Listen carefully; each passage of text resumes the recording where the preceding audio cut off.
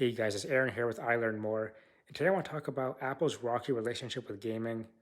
Now, they recently had their WWDC 2022 keynote, the Worldwide Developer Conference, and they actually talked about gaming. Now, the major announcements were for iOS 16, iPadOS 16, the new macOS. They announced a new MacBook Air as well, but they did touch on gaming for a brief period of time, and it was actually pretty interesting.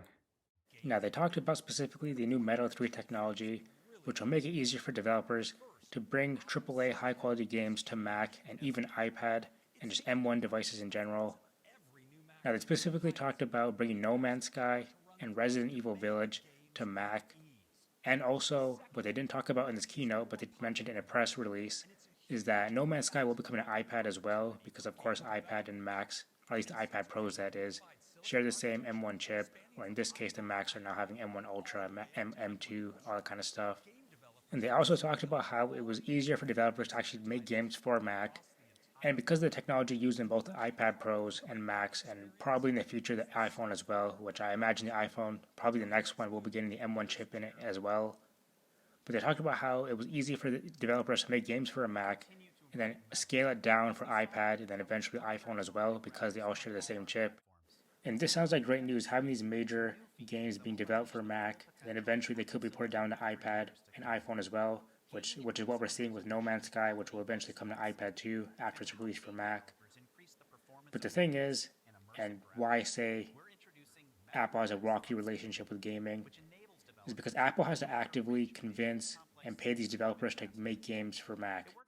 Because of course developers aren't just willing to spend the time making the games for Mac, because Macs really aren't known for gaming at all.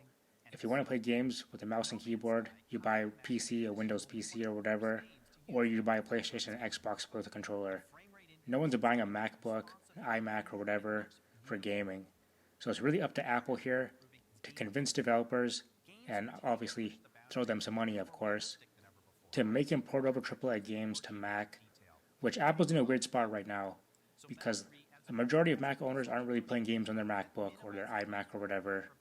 They have separate devices for this, either a console or a straight up PC that they play games on, and the Mac is usually for like productivity, school, and that kind of thing. So Apple's in a weird spot here where they have to convince MacBook users and people that are looking to buy a MacBook that this is the device you want for gaming, and they also have to convince developers that it's worth porting over and making games for Mac as well. So they're in a tough spot right now, and we all know Apple really wants to get into gaming. They have the Apple Arcade service for iPhone and iPad, which it's a pretty solid service, monthly subscription, $5 a month, it's not bad. But again, a lot of those games that are on Apple Arcade really aren't serious games. They're little casual games you play for like maybe an hour or two and you're kind of done with them. But they really want to tap into that hardcore gamer because obviously there's a lot of money there. So they're in a weird spot right now where they have to convince their consumers and developers to make games for Mac, and that a Mac is a good choice, a good gaming choice, which is hard because the landscape right now of gaming is literally just PC, Xbox, PlayStation, Nintendo. And we've seen other companies trying to make their way into gaming, like Google with the Google Stadia, which obviously didn't work out as well. So we'll see what Apple does. There are rumors that they are working on like their own gaming controller and eventually maybe put out their own gaming device, which would be pretty interesting. I want to see what they do with that though.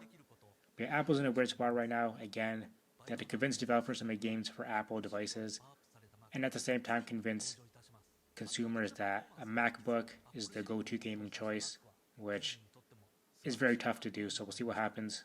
But anyways, let me know in the comments below what do you guys think. Would you guys buy a MacBook, an iMac, a MacBook Air for gaming specifically? Could that be your go-to gaming device? And what are your thoughts on No Man's Sky and Resident Evil 7 coming to Mac? Thanks for watching.